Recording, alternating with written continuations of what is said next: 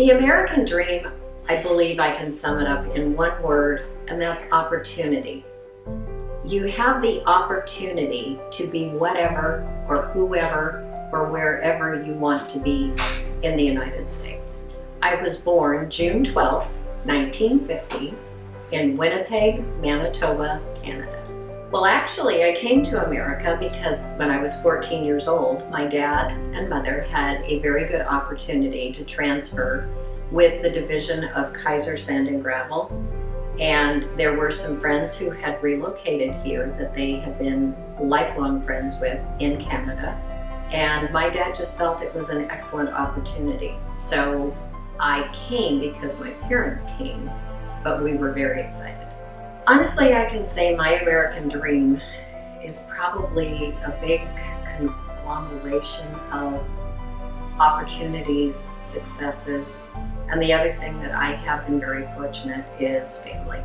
I believe I have achieved a dream. I mean, if you can wake up in the morning and if you can look at a person in the mirror and you like who's looking back, then you're okay. I have a very good rapport with my family. We are very realistic with each other, and family is what's important. My childhood, honestly, was wonderful. I had incredible parents. We always did things.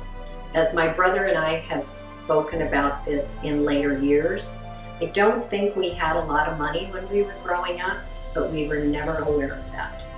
I wanted to be something different every week when I was younger. So whatever was kind of on the TV, I wanted to be it. And I think that's part of when you do live in a land of opportunity, because you can let your mind go. There's nothing that's absolutely impossible. So did I become a gym teacher? Did I become an interior designer? Did I become a policeman? No, I didn't. But those were the things that you could dream about, that anything was at an opportunity. So again, that's what I think this country is very, very good at doing, is if you are a younger person or an older person, you can dream and there are opportunities. My relationship with my parents is one that I think everybody dreams about. I think the biggest thing that I can say about my parents, who are both deceased at this time, is that I always knew they were there for me. You know, the historical events, that was an interesting question, and it really made me think. And one thing that did greatly affect me, and I can remember things about it even today, is when President Kennedy was killed. I was still living in Canada. It was 1963, and I even remember them calling an assembly together and dismissing school that day. So even though I was in Canada, the assassination of President Kennedy was a big thing. And the other probably big event that has affected me is, I'm going to say, 9/11. That was a big change, I think, for all of us in our way of thinking. My career currently is a real estate broker in Lake Havasu City, Arizona. So I mainly went into real estate because we were investing money and I wanted to know what we were doing. And today, I have my own company. I'm the owner-broker of Destination Havasu. Was that ever a thought in the back of my head? No. But it was something that, yes, I went forward with. It's become a company that I can respect and that I can feel real good about. You know, do I think I could have achieved the same things in Canada that I have achieved here? And that's a hard question, because that's something of the unknown. The only thing I am going to say is I would not have met the people that I have met and the ones that have become involved in my life. And I don't think my world would be the same, because I think the people that come into your life and that you love and love you are what really make what you are today. I never moved back to Canada because it's too cold.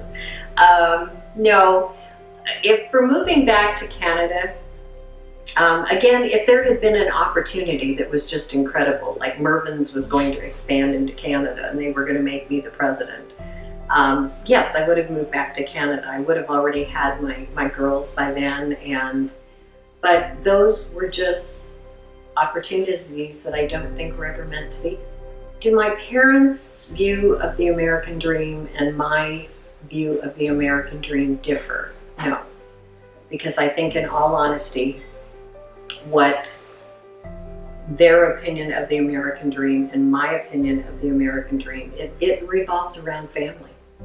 And I think if you can have your family, it's not going to matter a whole lot about career-wise what you are or the house where you live. So I'm going to say what was number one important to them and what's important to me is family. Has my opinion of the American dream changed? I'm going to say yes, it probably has. I'm going to say when I was younger, I was far more materialistic. I wanted the bigger house and I wanted the faster car, and possessions were very important. And then as I think we age and get older, we come to the realization that that is just stuff.